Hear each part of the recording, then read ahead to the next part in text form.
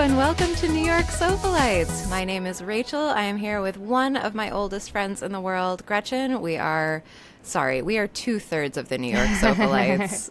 Yes. One of them is in Portugal on her anniversary trip, so we're allowing it this time. Yeah, couldn't be helped. Yeah. Lucky Stephanie. Yeah, so we'll see her next time. Hope they're having a good time up there. But but we're here holding down the fort, talking about a bunch of new stuff that's happened this week. And that's what we're here to do. There's a lot going on in the world, and we have a lot of thoughts on it. So, yes. Yeah. So, some music news this week. So Rachel turned me on to Miley Cyrus's new album. I didn't realize it was coming out. And actually, when you texted me, I thought it was really funny. You wrote Miley Virus by mistake. And I was like, Miley Virus should be an album by Miley Cyrus. Like, I can't believe that there is not a Miley Virus nugget of content that she has put out at some point in the world. There should be something out there. I was like, hire Rachel to be your publicist because she did by accident, but yeah. So what are you thinking about the new album? I mean, I didn't know kind of what to expect because the last time we heard a Miley Cyrus album, it was the one that had flowers on it, right? Yeah, is that I think so. Yeah, the last one that and like that song and album were kind of like just okay. They didn't really make a big splash, but I think that this album was highly anticipated. The Miley machine was working. It was getting everybody chatting about how this album was going to be different and we were going to see a different Miley. She was out there in the interviews talking about, or kind of giving a sense, like in a show don't tell way, that she's really matured and that she, this is not the party Miley and this is not like the unhinged Miley, and like she doesn't really relate to like those Miley stereotypes anymore. And so like I didn't know what to expect. Whatever I expected, that's not what I got, but I really had a great time listening to this album. Yeah, that's really good. So just to give a little context, I have never been super into Miley Cyrus. So I was not following this at all. I had no idea she had an album coming out. I heard Flowers, and I knew it was like kind of a summer song last year. People were putting on socials a lot, and I liked it, but I wasn't like, wow, amazing. So, and nothing against Miley Cyrus. I just like never really gotten into her music, but I listened to this one and I was pleasantly surprised. I was like, oh, this is really enjoyable and really interesting. And I was kind of trying to figure out what it felt like to me. And I definitely, it's so hard for me to tell because I feel like I just end up aligning whatever I'm hearing that's new to what I've been listening to lately. So this could be totally off the wall. But I definitely felt like heard like a little bit of like 90s girl rock in there, in the sense it was like a little bit of Tori Amos-y slightly, but then also a little bit of Frank Ocean. You love Frank Ocean. Well, yeah, I did hear like some undertones there. And of course, Frank Ocean pulls from everything. So it's kind of hard to just say it's him. But it was really interesting. It was a different Miley. That's like the first thing I thought. I was like, oh, like no more party girl Miley. Does that make sense? Yeah, apparently. Like she's out there saying like, people think that I party all the time and that's just not true. And like, of course it's not true because, you're a woman now. A human, yeah. In your mid-30s, and like who among us? I mean, if anyone still has the energy, it's Miley Cyrus. But apparently she's just like us, and in her mid-30s she's tired and wants to buckle down and make some great music, which I think that she did. Like I was truly shocked. First of all, this album, we know that Miley, she loves an interlude, she loves a prelude, and we got so many interludes, and we got this prelude that like it was like she was speaking over it, and so it was kind of like a spoken word moment, and then it was like kind of like a film score, and I felt like that like film score quality kind of like weaved itself all the way through the album, which I think is so interesting. But like she really kind of has grown up in Hollywood. I don't really think of her as having much of like a knowledge about like the history of Hollywood or film score, but I think maybe she does. She's credited as a writer on like all of these songs. So oh yeah, okay. Yeah, I can definitely see that. And I also felt it cinematic in the sense there was a lot of narrative and imagery in there. Like I'm thinking the song "End of the World." She brings up Yes. Malibu a lot. She loves Malibu. She's always loved Malibu. Yeah, God bless her. yeah. I mean, and Was she affected by the fires? she was affected by the last round of fires, I think, because her house with Liam Hemsworth burned down, and so they were still together. So when not this past fires, yeah, previous yeah, fires. a couple years ago. I know there was a little controversy about them hiring private firefighters at the time to like, but they worked on the whole neighborhood, which is a nice thing, but it didn't end up not helping, I guess. I don't know. But yeah, it seemed like she's been through a lot, and this album definitely felt a lot more mature. It felt like there was a lot deeper there. It still had that kind of fun, edgy vibe that she brings. But I totally agree. There was a lot of movie score feel to it. It felt deeper. It felt a little bit heavier, like just slightly, not in the sense that it was depressing at all. Like it's still, I was trying to think, like, could I dance to this? And yeah, there were a couple songs where I could see dancing to it. It wouldn't be the most upbeat club song, but it was something where if it came on and you're with friends, you could still dance to it. So yeah. Yeah, I definitely felt that way too. There were a couple of songs on there that I revisited. I was like, this is a bop. I could put this on a playlist. Yeah. I thought the interludes were fascinating. I mean, a Miley interlude. I'm thinking like the interludes that we heard on like oh my God, what was the Dead Pets album, which was like kind of like all interlude really if you think about it.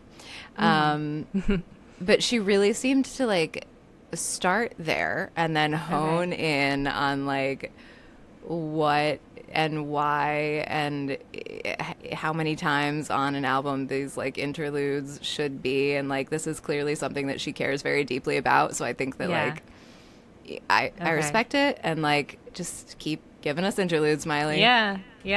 No, I love it. I again haven't listened to like a whole album before, so to hear the prelude, I was a little bit surprised. I'm like, oh, okay, like she's into this sort of thing. So yeah, it was. I thought it really set good. us up well for listening to this album too. Like because I really didn't know, and I was just like a little bit shocked. The first like 30 seconds of the prelude, I was like, oh my God, what am I getting myself into? Yeah, it felt. But there deep. were some like, some songs on here. Some like, like somebody sat down and wrote some lyrics and a pre-chorus and a chorus. And I feel like the structure of these songs and the production on this album is like really far surpasses kind of like the level of competency that we have seen from Miley so far, even. Yeah. Okay. Yeah. I did definitely sense a maturity and like, I agree, like a real structure in the, songs that I haven't heard from the little bit that I've heard before. Did she get in trouble with Flowers? Because it was like referencing Bruno Mars. Did they end up suing her or something? I think I remember hearing that, but I also think that like you cannot own the concept of buying flowers. Well, I think it was more like So I think it was more like I think she kind of took his chorus, this one song, and it was very similar, but it was actually a response to his song, because apparently that was a song that Liam Hemsworth, it was their song or something, or like they danced to it at his wedding or something, their wedding or something like that. So it was actually the Bruno Mars song. Yeah. No. So the Bruno Mars, the like, I should have bought you flowers. Yeah. No. Yeah. First of all, that's a breakup song. So I wonder if it was like their back together song. Who knows? But yeah, because it's like literally a response to those lyrics, right? So yeah, it kind of is. And this is the thing about Miley is like she has a little bit of that like magpie quality to her, where a lot of this stuff on this album even is like referential, bordering on derivative, bordering on like probably some well-intentioned stealing slash sampling. Yeah. You know, there's definitely a lot of like near the end of the album, a lot of Lady Gaga and then like straight up Madonna aping going on there. Yeah. Which I actually really like. I definitely heard Lady Gaga in there. Yeah. But yeah, no, I think that's definitely classic Miley though. It's not going to be groundbreaking. It's sort of just going to be good pop. And that's sort of what you got to expect out of it. But yeah, so I think I was very like, it was pleasantly surprising for me. So yeah. Yeah. Did you have a favorite on the album? I did like the End of the World song. I liked that one, I think. I don't think I listened to the last couple of tracks. I think I still have to get to those. But what about you? I really loved the ones with the features. I love the Brittany Howard feature because I love Brittany Howard. I think this is a really strong song. I think that the lyrics are really strong. I think that it really speaks to like her personal experience. The song is Walk of Fame. Yeah. I think that might be my favorite on the album. Okay, Although cool. Every Girl You've Ever Loved is also really strong, and it has that like, that's the Madonna song. That's like, Okay. and it has, it features Naomi Campbell doing like some lovely spoken word at the end. Missed that. And I love to hear Naomi Campbell speak. I love hearing her speak too. I missed that. I'm gonna have to re-listen to that one. Okay. It's really, really very special. There's also like, I think like with a maturity also comes like Miley's like a little bit more experimental kind of phase in music where like we weirdly got some of this on like Miley's like the Dead Pets album. What is that album called? Like Miley Cyrus's Dead Pets or whatever. But it's also giving a little bit of pet sounds, you know, the the Beach Boys. The Beach Boys album where like, you know, they're really doing something. It's a lot of something, and in some of the songs it's a lot of production, and it's a lot of production, a lot of sound. And I love it. I love that experimentation, but it did remind me a little bit of in the movie Walk Hard, where they like in the pet sounds section of that, where he's like, I need you to open your mind and like, play the fucking theremin. It's giving a little bit of that, but like in the best way. I really loved it. Okay, cool. The album is called Miley Cyrus and Her Dead Pets with a Z. With a Z. Do you remember this album? This album was wild. She like I don't. This was in like, it must have been like 2015. It says 2015. Yeah. It like, this album was like a surprise. She like dropped this album for free somewhere, and like it's like very much like just she and her friends were just very high for a long time making music, and then oh my god, put it out for free somehow. That's so funny. They're like, just take it. And then I feel like the last one that was put out was Endless Summer Vacation. Endless Summer, yes. Yeah. Which feels like a weird title for this album, but okay. Because all I know of it is it's kind of cynical songs, not like necessarily like bad or unhappy songs. They are still like kind of happy, but I don't know. But yeah, I mean, she definitely has, you know, you look at her old Plastic Hearts like album cover and it looks exactly like Madonna. Like she's definitely, she references a lot, but yeah. So I'm excited. I gotta re-listen to a couple because I did not hear that Naomi Campbell. Yes. I didn't get to like 11 through 12 or 13 so that makes sense. But yeah, I'm looking at the list. Yeah. So. I mean, it's quite good. It was quite a fun listen, unexpected, kept me on my toes. Like it really flew by too. I listened to it kind of all at once, all the tracks in a row all at once, and I like to do that with an album just to like see whether or not it makes sense as an album, and this one really did. Yeah. And the time flew by. It was, you know, Yeah, at the end of that's great. song 13, and I was like, oh my gosh, like that was the whole album. So, And I will say, this is by far her best album cover, by far. I love this album cover. The cover is great. It's giving a little bit of like the last showgirl, Pam Anderson. Like, I don't know what's going on with a feathered headdress, but I'm very interested. I like it. Yeah, it makes the other ones look really silly, to be honest. Her other album covers, like, this is by far the best. This is the theme, is that like it's making her other music seem silly, and like I wish that I knew that Miley had this in her. Yeah, And maybe we did. I feel like there were she... hints. Well, like she didn't know until now. She's just matured and gotten there, you know. Yeah. And a lot has happened in her life, and we know there's a lot of family tension. There was the divorce. There was A lot of fires. Drama. Yeah. Her dad is dating Elizabeth Hurley, weirdly enough. Yeah, love that for him. We haven't even talked about that. I feel like I almost have no words. Like, first of all, why does he look so much like Rob Zombie now? And like, what is Elizabeth Hurley's deal? Yeah. Also, like, how did they meet? I just, like, where did they meet? I mean, she's like a British actress who used to date. She dated Hugh Grant for like 11 years, right? Yeah. And I think that she also dated Charlie Sheen. Yeah. I feel like she just like, she's slumming it further and further and further until she finally made her way to Billy Ray Cyrus. Yeah, she's landed at Billy Ray Cyrus. I wonder how they met. I mean, who knows? I don't know where any of these people live, but I just assume she lived in London. Probably a bad assumption. Who knows where she lives? I don't know. And her son is like a model now, right? Or something like that. So that's great. Yeah. I love that for everyone. I hope that she and Billy Ray are so happy.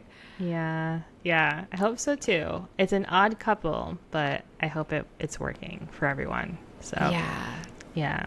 I just wonder what they talk about. Like, sometimes I see a couple, and I'm like, what do they talk about? Like, I mean, obviously I don't know them personally. It's just like based on their outside image. I'm like, I don't know. Like, yeah. To be a fly on the wall, I mean, who honestly knows? Yeah, I know. You can never really know anyone's relationship. It's just funny to think about. But same thing I feel about like Kylie Jenner and Timothée Chalamet. Like, what do they talk about? I know. Well, the Knicks mostly, I guess, right now. Yeah. How are the Knicks doing? Quick interlude for the Knicks. Oh, bad. Okay.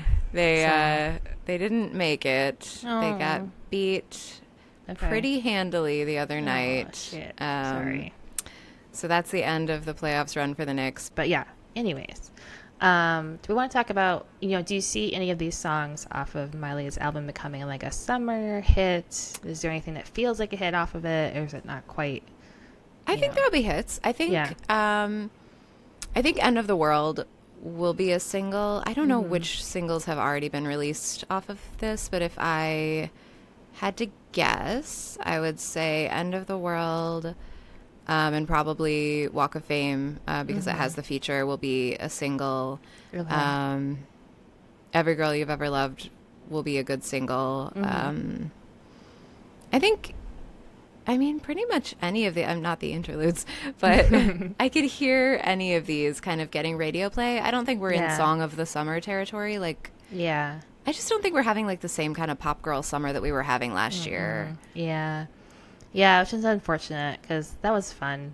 It was so fun. Yeah, but I'm looking at like because I'm not really, sometimes I'm really in tune with what's happening in the pop world music-wise, and haven't been last month or two. So I was looking at like what people were predicting for songs of summer and stuff, and Morgan Wallen's coming up a lot, that country guy. Tate McRae. I don't know much about Tate McRae. I think Tate people McRae, like her. She was on Dance Moms. I know. She was on So You Think You Can Dance Canada. Okay. Oh, I thought she was on Dance Moms too. Was she on? She might have been one of the children of the Dance Moms. She wasn't a mom. No, she wasn't a mom. So she was a child of a dance mom, and then competed, I guess, on So You Think You Can Dance Canada. Interesting. And now I guess she's on tour right now. With her most recent album, which It's kind of like a low energy, like kind of like a Gen Z low energy, kind of like mid-tempo pop situation. Okay. Yeah. I mean, I could see hearing a lot of Tate McRae this summer, but Okay. Yeah. I mean, I feel like she's going to come up. I think people are really impressed with her performing style too, because she's like she's an incredible dancer. Incredible dancer. I don't think she was on Dance Moms. I think it was just So You Think You Can Dance. Yeah. Well, I'm sure that she has a dance mom, which is how she got to this level. So There's shout out no to that way woman. You don't get here and have a dance mom, because someone's got to be driving you everywhere. Yes. And yeah. But yeah, I think it looks like she's gonna be coming up. This summer with maybe some hits. It looks like Cat's Eye from the old has a hit out, or a single out called Gnarly. Have not heard it yet. I haven't heard it yet, but I love Cat's Eye. I loved that. That show. That show was great. Oh my god, the reality show on what was it called? On Max? Was it Pop Academy or Pop Star Academy? Pop Star Academy. It was on Netflix. On Netflix, yes. I would watch that every year if they put out a new one. Not that I want all those girls to suffer every year, because I feel like it was hard on them. It was really but hard on them. yeah. But and I think it exposed a lot more about Hybe than we really probably needed to know at a time when, like, probably they didn't want to be exposing themselves in that way. So something tells me that we will not see another I season think of this show. It was just kind of like a unicorn, and we're glad to have it. I think if it was going to happen, we would have heard by now. And also, like, I don't think they want to be putting out groups every year that would compete with each other for listens. So if the end goal is a group, I don't think that's going to work for them. There's something about, like, being associated even spiritually with, like, a making the band type of enterprise that I think is probably a little bit toxic right now. Yeah, that's true. Yeah, very good point. Yeah. Yeah, so, but I'm going to listen to that because I do love Cat's Eye. I do too. They're so cute. Even though they didn't pick my favorite girl for the band. Which one? Whose name I now can't remember. I thought that the, oh my God, the one, was she Latvian? The Latvian girl? I thought that she was really good. Like the ballerina one?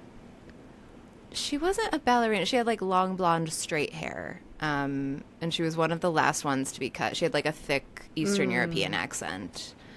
I can't remember off the top of my head right now. Very good. But they did pick my other favorite girl, who was one of the brunettes. So okay, yeah, I did like Adela, who was the ballet, like the one who did a lot of ballet. Yes, and she was Eastern European. So I wonder if so maybe that was blonde. her. Maybe we're thinking the same. I think person. we're thinking of the same person. She was like kind of the mother. Yes, definitely her. And I think they just didn't hire her because she was honestly so much taller than the rest of the girls, and I think that they just didn't want a really tall person in this band. Yeah. So. Once I saw, like, when they started calling the final 5 or whatever it was, I was like, the short girls are out, because, like, they called, like, 2 girls who were, like, medium to tall. I'm like, Emily's not making it. Emily was a short, really good dancer, but she was never, like, a great singer, so that made sense. Anyway, none of them are great singers. No. I shouldn't be saying that. None of them are great singers. That one girl was the Indian girl. She was good. That's true. Yeah, she had, like, a strong, like, pretty much completely untrained voice. Yes. So I feel like you could work with it. Trained, yeah, but none of them were like, oh, like, she was definitely not trained, but she definitely had, like, a better, like, range and kind of tone and stuff. But yeah, so any other songs you can think of right now? I don't know. I'm nervous that we're, like, kind of headed into, you said that thing about Morgan Wallen, and I'm like really hoping that we're not headed into a pop boy summer. Yeah, because I don't know that I can, like, really sustain very much more Benson Boone. Like, I think I'm about at my limit, about at the top of, like, my Boone tolerance. Well, I understand, but I do. I mean, I'm also seeing a lot of the same kind of people, a couple of people from last year, but also there's apparently a new pop punk song coming out from Avril Lavigne and Simple Plan, called Young and Dumb. So Oh my. we'll have to give that one a listen. I don't know. But then there's Lady Gaga's album. There could be something off of that really That's catches. true. There are a couple of fun songs on that album. I like Mm-hmm. Abracadabra. I think it's very fun. I really love How Bad Do You Want Me, which seems like a Taylor Swift song sung by Lady Gaga, which I'm really Which here is for it. great. People will be into that. So I think people will be. So I yeah. think maybe we're going to have like a more subdued pop summer. We'll I think see. it's going to be a subdued pop summer. I think that's probably accurate. But there is a dummy, I know David song on here, on one list of predictions. Which song? Oh my God. Next Summer. Okay. It's an acoustic ballad. An okay I don't know the one. Okay. song. So It's his called album, Summer. Yeah, so it has summer name. Album came out about 3 weeks ago, and I don't know if I've talked about this on this podcast, but I am obsessed with Johnathan David. Yeah, so I need to get on the train because I did not know who he was until you mentioned him, and his cheekbones are insane. I will tell everyone that who does not know what he looks like. They could cut glass. I think you might have mentioned him before, but I don't think we've talked to him about him in depth. So he's Italian. He's Italian, and he was previously in a band called Mainskin. Okay. Which I don't think really made it very big in America. I don't know about what their impact in Europe was like. And he has just released his first full solo album and has just begun his first solo tour.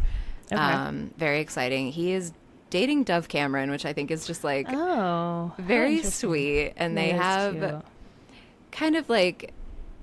They're like kind of modeling themselves after like a modern day Sid and Nancy. Like it's very like dark imagery and like, you know, Cute. I don't know. It's very sweet. There is one song on his album that it's called Zombie Girl, I think, or Zombie Woman, Zombie Lady. Sorry. Okay. It's called Zombie Lady. And I think she has like a little feature on it. Oh, cute. And it's like, it's very cute. And I think that the lyric is Zombie Lady, but I think the imagery is more like Bride of Frankenstein. Okay. So it could be a language barrier thing. I know he's fluent, but he's not. No, he's very much not fluent. I'm giving that bit out, but he sings in English though, right? He sings in English with like such a thick Italian accent, and like his lyrics are kind of like just this side of comprehensible because of the language barrier, which I really, really love. Yeah. Because it's very Europop. I was going to say it's like the Swedish pop thing that happened in like with the Backstreet Boys too. It's like it's none of this exactly that. Like this doesn't quite make sense, but it sounds better the way it is now, and it doesn't make sense. So it does. So I just did a little Google of him, and it does turn out Mainskin won Eurovision in 2021. Yeah. Well, no wonder. So, no wonder you love him. Yeah. No wonder I love him. Yeah. So, but yeah, you're right. He's on his first solo tour right now. So I'm gonna have to give him a listen. I'm excited. Yeah. No, he's great. I'm obsessed. I really hope that he goes far. This album, like, didn't have as many bangers on it as I really wanted there to be. There are a couple. Born with a Broken Heart. I've heard it already being played on the radio a few times. So that's great. Yeah. It's getting some traction. Yeah. There's more ballads on there than I think I would like. But yeah, they're good. I mean, he's a very competent singer. He has a lovely voice. Cool. I just, Yeah, it's not...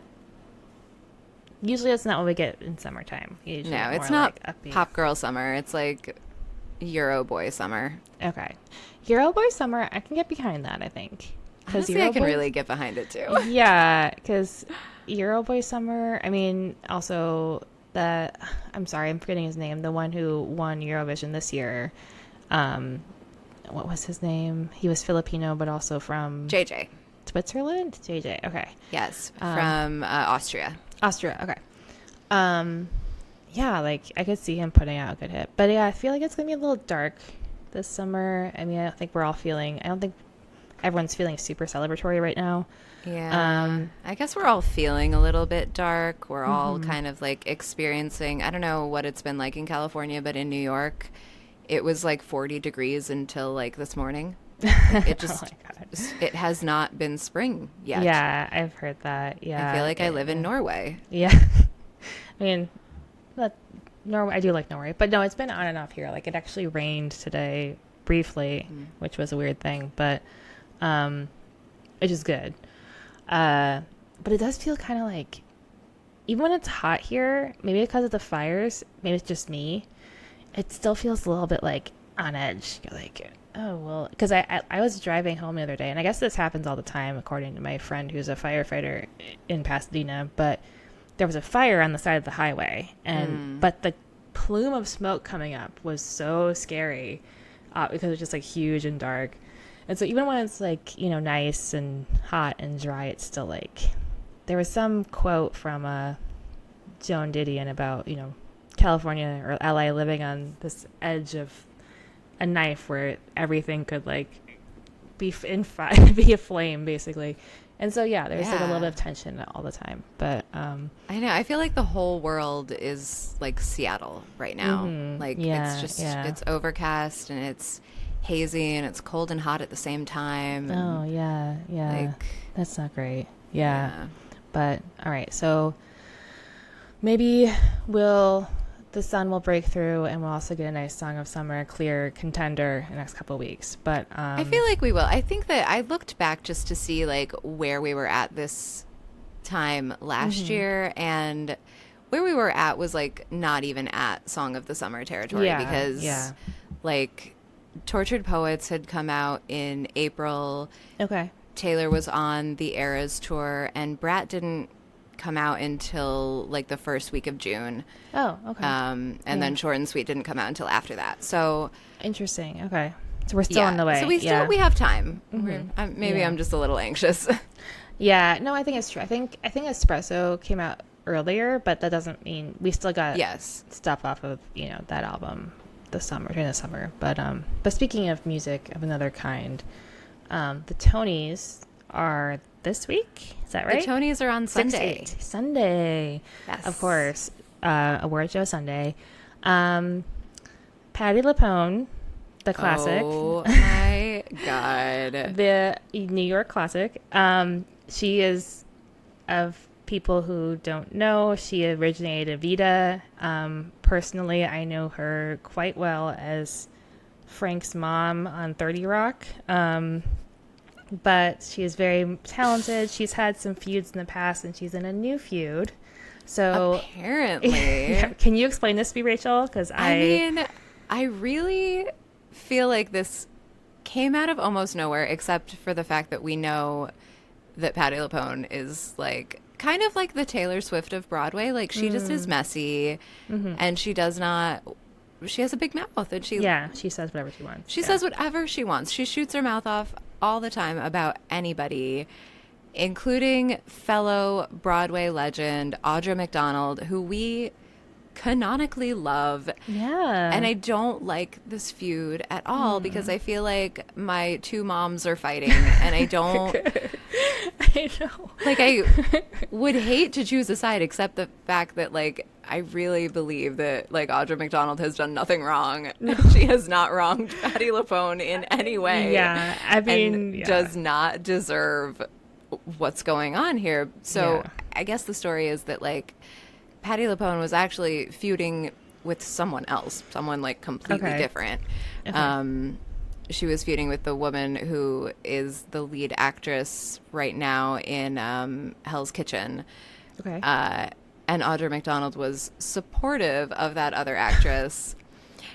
And when asked about this situation by a New Yorker reporter, Patti Lupone said, Audra McDonald is not a friend. Rude.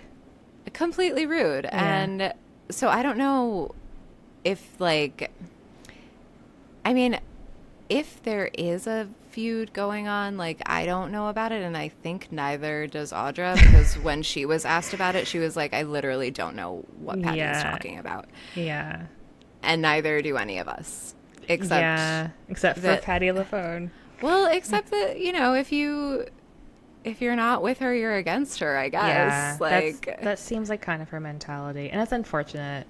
I mean, it's interesting because like Audra McDonald just seems like this angel to me. Sort of She like, absolutely does. like she just seems this like person who like floats above everything and like is not like who tries to bring her down into this feud. It seems like even that alone, I'm like, Patti, what are you doing? No, someone who is like universally loved. Yeah, yeah. Someone who co-chaired the Met Gala. Yeah. Leave Not her alone. 3 weeks ago. Leave Audra alone. But Patti LuPone, we know she's feuds with everyone. She's feuded with Andrew Lloyd Webber, with Glenn Close, with I think John Hamm at one point. She's John like, Hamm. I could be wrong. Another universally beloved individual, as far as I know. I gotta look this up, but like I think so. No, he's done some things, but that's okay. Oh, yeah, but so there was some story where I guess she was having dinner with Patti was having dinner with John Hamm and someone else, and then Glenn Close came and sat down, and someone took a picture of them, and it was like John Hamm, like at dinner with his aunties. yes, I think so. And then so someone was like, "Oh, are you guys friends now?" Because it was like 30 years after the whole what was the movie or what was the musical Sunset Boulevard. They had a feud about that because Patti LuPone was doing it in New York, Glenn Close was doing it in LA. Andrew Lloyd Webber decided to like Glenn Close better. She probably was better at it in this situation because I guess Patti LuPone was a little less emotionally nuanced in this play. Yeah. So, and so they've been feuding since like the 80s or whatever. And this was a couple of years ago. Glenn Close came and sat down at their table. Someone photographed them. Later, and a reporter was like, "So you guys friends now?" And she's like, "Oh no, she just came and sat because John Hamm was there." She was implying that Glenn Close was just trying to hit on John Hamm or something. I mean, first of all, who could blame her? like, yeah. No shade. Yeah. So I just like, why? First of all, why is that bad? If I saw my friend sitting with John Hamm, or not even my friend, if I had an acquaintance sitting next to John Hamm, I would go and sit with that like, acquaintance and John Hamm, "Hey, even if I hated that person." Yeah, exactly. You're like, "What's up? Who are you going to introduce me?" Just because, like, of course you want to talk to him. Yeah. So Glenn Close is not immune to the John Hamm charms. Come on now. No. Yeah, no one is, I feel like. And so that was what happened. I don't think she's feuding with John Hamm. I think she was just using him as a pawn. Yeah. Poor John Hamm. Yeah, I know. But I know that also. So I guess the people of Broadway put out an open letter to Patti LuPone just to be like, "Shut up." Because, like, honestly, of all of the people that you would, well, first of all, like, is it really that mean to just say that, like, Audra is not a friend? Like, she probably could have said something nastier. No. So, like, people of Broadway, sit down. This doesn't include you. But, like, now it's a whole thing. And now the Tonys are this weekend. And, like, what are we going to do? Not invite Patti LuPone to the Tonys? And also, like, Audra McDonald, like, has a show on this season. So, like... Yeah. Oh my gosh. It's just so, like, so messy. I feel like Patti LuPone is one of those people who, like, she doesn't care. She will say whatever's on her mind. And yeah, it's not, like, to be like, oh, she's not a friend. It's more, I mean, if I were in the situation and they were talking about someone who I didn't know, like, she wasn't my friend. Like, I just don't know her. I can't really speak to her because I haven't met her. But obviously they've met. I think they know each other. Yeah. Like, she's definitely saying something snide. But, like, you know. Yeah, I think that she was saying that, like, Audra was not on the right side of this conflict. Which, honestly, I think she probably was. Yeah. I don't know. It sounds like Patti was being a little bit snotty. And I'm shocked. Yeah. She's definitely a little snotty in general, I feel like. And which is interesting for someone who has received criticism who in her own singing, right? She's known for not enunciating, correct? And she's Patti? not. Yeah. And I I don't thought, know. oh, that's what I heard. And I thought she was known for not enunciating, and she like never would correct. I mean, she's Like- not Ariana Grande. Like, No, she's not that level at all. I hadn't heard that, and I'm trying to Okay. think back of like, she's done a lot of Sondheim, which would be hard to do if you had a mush mouth. So. Yeah. I just heard that. But you could be. I mean, also, I listened to a podcast about the feud between her and Glenn Close, which is not an end all be all or all the information. But all I know is that Andrew Lloyd Webber wrote her a letter and was like, "Hey, you gotta start enunciating more." And she didn't. And then when the critics came out, they're like, "We can't understand her," for Sunset Boulevard at least. So that at least you that gotta listen to Andrew Lloyd Webber, I guess, is Yeah. the moral of the story. Yeah.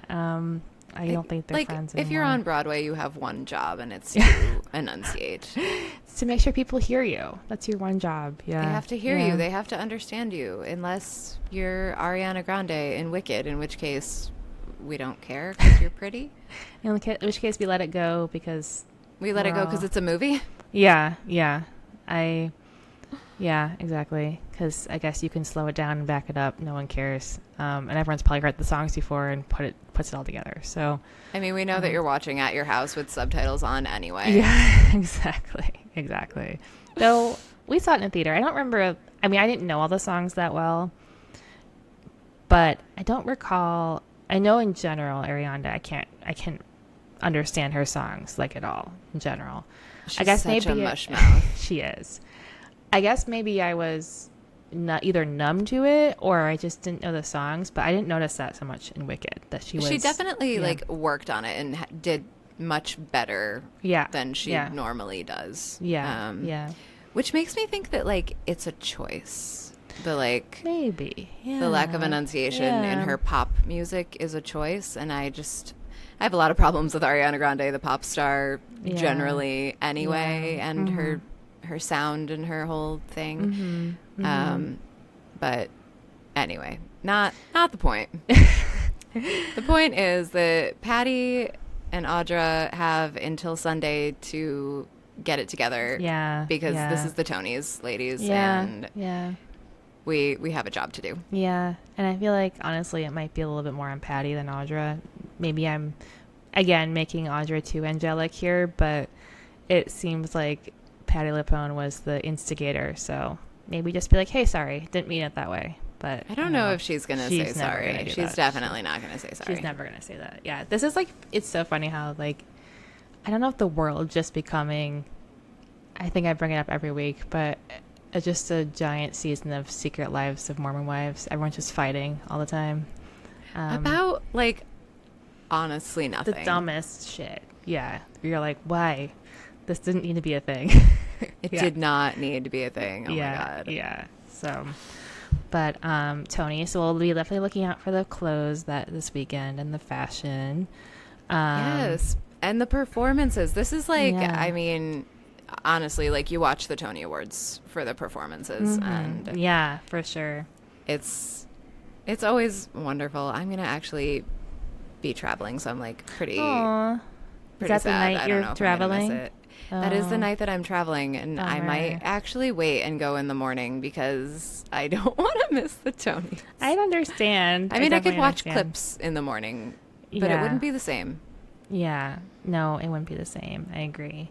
But so is it every musical is nominated for Best Musical of the Year that performs? Is that what it is? I think, yeah, normally they do a performance from each of the Best Musical nominees. Okay. Gotcha. All right. That's exciting. Yeah. So, yeah. And I don't even know who's nominated. I have to look up who's nominated. But are you rooting for anyone in particular? I mean, I'm always rooting for Death Becomes Her. I think that's just, yes. like, so fun. yeah. um, yeah. I don't really know very much about any of these other Best Musical nominees. I know that in Best New Play, Oh Mary, obviously it was has, like, nominated. Oh my gosh, that's so Yeah. amazing. I'm like shocked that it was not that it doesn't deserve it, but that it wasn't so, it just felt so fringe. But then people like, I mean, it definitely was extremely fringe, which I think is so cool. And I mean, the rise to fame of the creator has been really like Escola. meteoric. They were on the carpet at the Met Gala. Like, I know. It's amazing. Incredible stuff to go from like literally who is this person to blue carpet at the Met Gala within like a year. Like basically they are the Chappell Roan of 2025. Yeah. And I actually liked them back on Difficult People. Do you remember that show? Yes. Oh my God. That was ages ago. Yeah. Yeah. And I was really into, I just thought they were so funny. But I feel like Difficult People is a show you would like. I don't know if we ever talked about it, but I feel like it's a show you'd like. I did like it. I watched, I feel like it was on during like kind of the beginning of peak TV and like prestige TV in the pre-COVID era. And I did like it, but I didn't finish it. Yes. Yeah. No, I think I finished it. It only had like 2 seasons, but, and then someone's taking over for them, a woman. Oh, Betty Gilpin. Yeah. I think Titus Burgess also has Burgess has done a turn, and honestly, like, I am so sad that I didn't get to see it. I love Titus Burgess. And I do wonder, though, how much we're going to lose because of the whole gender identity thing. Like, I'm assuming here that Betty Gilpin identifies as female, which maybe is incorrect, but I'm just wondering, I think so, but I also really love the idea of it being like a gender blind casting. That's true. Yeah, that's a very good point. Yeah, because I think there was like a level of the gender blind and the color blind casting with like Titus Burgess and Cole Escola, which is like there's a level of ridiculousness there that makes it feel so much more surreal, because obviously that would be so unacceptable in the real like Lincoln world. But it also plays with the idea that Lincoln was probably bi or gay or something, so I love that. He definitely had Mar fans. Yeah. Yeah. So I'm just curious how it will change it, if at all, or if it will just feel the same. So I don't know. I'm really interested to see. I just saw Titus Burgess is going to be reprising his role from June to August 2025. So maybe we can go. Should we go? We should go. I think we should go. Yeah, we should definitely go. Okay. I love Titus Burgess. Oh my gosh. He's so funny. All right. I know we're like getting a couple minutes left. Do you want to talk about Dior at all? Do you want to save that for later? Yes. No, we have to talk about Dior. This is the big news of the week. We've buried the lead. I'm so sorry to the Sofalite community. Because, and I don't know if maybe I just said this in my head, but like, I feel like I was prognosticating accurately when I assumed that Johnathan Anderson was going to end up at Dior. Did not expect him to be like the sole creative director, which like they have not had like one sole creative director since Christian Dior himself. Wow, I didn't realize that. Oh my gosh, I do know you mentioned Johnathan Anderson, so I don't know if you said it on the I think when we talked about all of the shuffle in the creative directors, and we were like, why would you let Johnathan Anderson go from the Wave if you were not like if he wasn't doing something major? This is major. Yes, this is major, and I didn't realize that he's the first to be the only one in so long. So he is going to be heading up men's, women's, and haute couture as just like the full stop creative director at Dior. Yeah. And his first show is like really soon. It's in the middle of June at Fashion Week. So, oh my gosh, that's exciting. It's really exciting. Yeah. But also, I feel like there was never a better swan song than the Maria Grazia Chiuri. Her show for Dior Resort 2026 in Rome. Oh, yeah. Yeah. That was, it was really beautiful. Yeah. And like, if I was doing a resort collection, I would absolutely do like a resort collection that could only be properly worn by a Victorian ghost the way that she did it. That's so true. Oh my God. I love that she went that way for resort too. You know, most people are like, maybe I'm stereotyping up here, but like, I feel like a lot of resort is, you know, bathing suits, pool wear, like stuff that you can wear like to a garden party. And hers is like, I just love it. It's sheer. It's like, yeah, we can do sheer and you know, summery, but oh, I love it. Yeah. Yeah, I really loved it. It was giving all of the like medieval kind of like 18th century, like it was giving like a high collar, but it was like sheer and it was flowy like you would want Yeah. from a resort collection. For sure. And Yeah. I think that I don't know what was going on with the weather during that show that they had like in the garden, but like whoever was photographing it, like it was dark and there were hard shadows like in the photos, and it photographed really badly at the show itself for some reason. Yeah. So I think that people were like underwhelmed initially by the collection, but Oh my God, when no, I love it. like actually the promo photos came out, it was Yeah. so beautiful. It's like amazing. I would wear so many of these dresses, and I'm not even usually like the Victorian ghost like type in my real world. Like I love the aesthetic, but I'm like, I can't wear that. But Yeah, I feel like it's definitely very Stephanie coded. Like she yeah. would wear many of Yeah. these. I feel like these are almost like a little too, I don't want to speak for Stephanie, but they're almost like a little too like clean lines for Stephanie. Stephanie loves a frill. And She there are a lot does. of She frills. loves a ruffle. There's some frilly. There's some ruffle. There's like yeah. a high neck frilly moment. Yes, definitely. Yeah. But the ones that are like the big shoulders, like this is how I like my ruffles, is like a little offbeat and a little bit, you know, not quite the way you want them. I know Stephanie loves a nap dress. God bless her. I think she's wearing a lot of them in Portugal right now. Oh my God, so many nap dresses in Portugal. I have this thing, I think maybe because I wore a lot of ruffles as a kid, where I'm like, I can't do it. But this is how I would wear it. Like in this unusual type of way, in the kind of tiered way where it's a little on the bias or kind of asymmetrical, and that's how I'd wear them. Yeah, for sure. It's an amazing collection. So brava to her. Maria, I think it's Chiori. I think, if she's Italian, I think the CH is like a hard. I believe hard that C. she is Yeah. Roman. Chiori, yeah. Mia grazia Chiori. Yes. Beautiful, beautiful stuff. Yeah. So, but I'm very curious to see what Johnathan Anderson will do, because he did so my much for God. Loewe. So, I'm like obsessed, but also like, who knows how much of like the influence of Johnathan Anderson is still present in what Loewe is for doing right sure. now. But yeah.